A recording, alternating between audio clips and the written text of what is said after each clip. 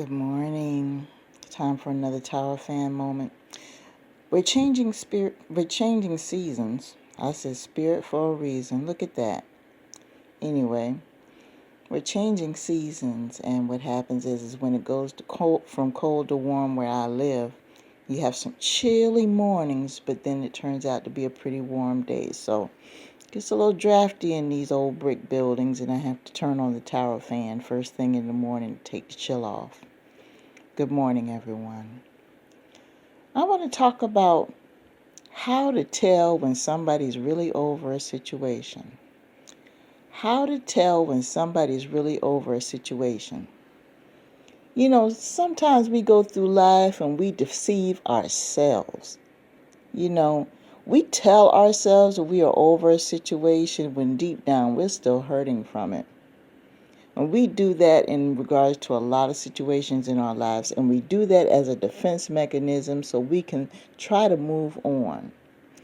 And what we do is we mask our feelings to the point where over a period of time it just builds up and builds up and builds up, and sometimes it just blows up and a catastrophe may occur because we didn't put the situation to bed properly when it occurred.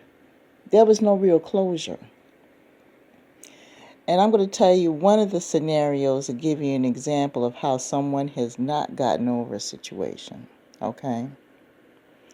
The number one way that you can tell that someone has not gotten over a situation is every time that somebody brings up that person, place, or thing, that person immediately goes to that one instance of betrayal.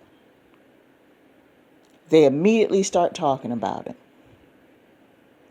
Even though they go around and tell the whole public that I forgave them and God loves them and everything's okay with us, and they could even be in the company of that person and they could hang around with that person and everything else.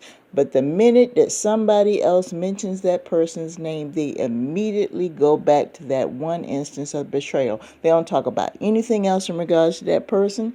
They don't even talk about anything else that's going on in that person's life. The first thing that they talk about is that instance of that negative situation. They immediately go to it. That tells you right there that that person has not gotten over that situation. I'm going to give you a common scenario as an example. Let's say that there were two ladies that grew up together. They grew up together, best friends, grew up as sisters. Told each other everything, and you know, they were like best buds, friends to the end, you know, whatever the case may be. Became adults, and let's say they went to college together, and they both fell in love with the same guy, okay? One of them starts dating a guy, but the other one was secretly in love with him and didn't tell the other one. But because they're close, they're sharing all the same information and everything.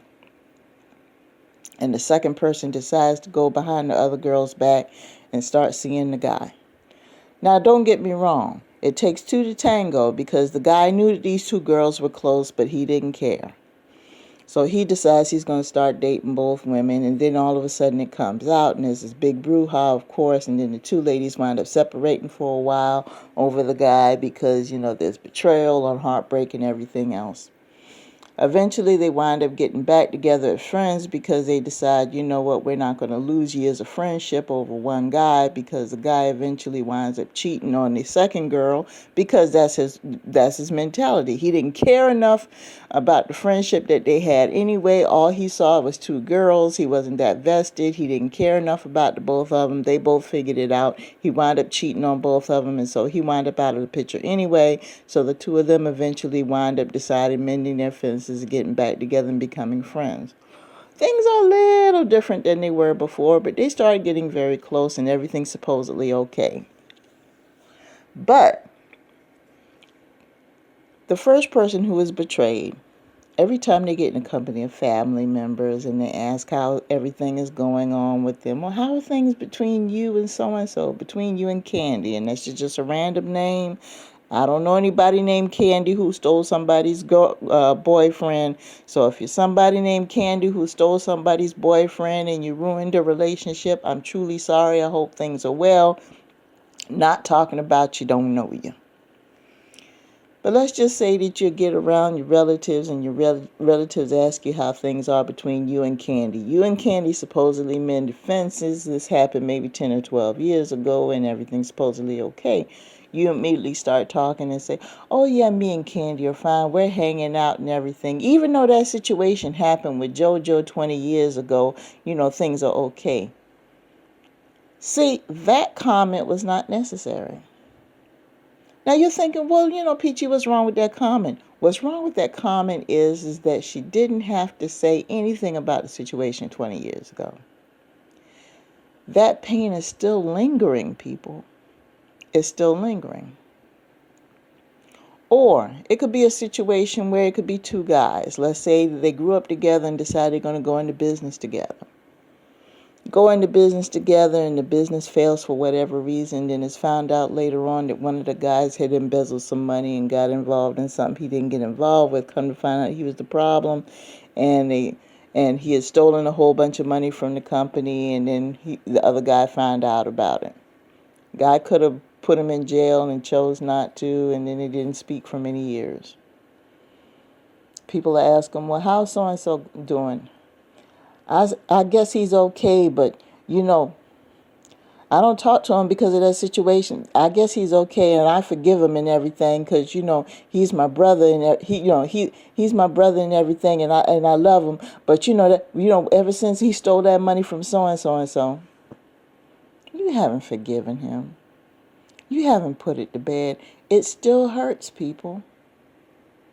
It still hurts. You need to be honest with yourself in regards to these situations. Now, am I telling you to go confront that person?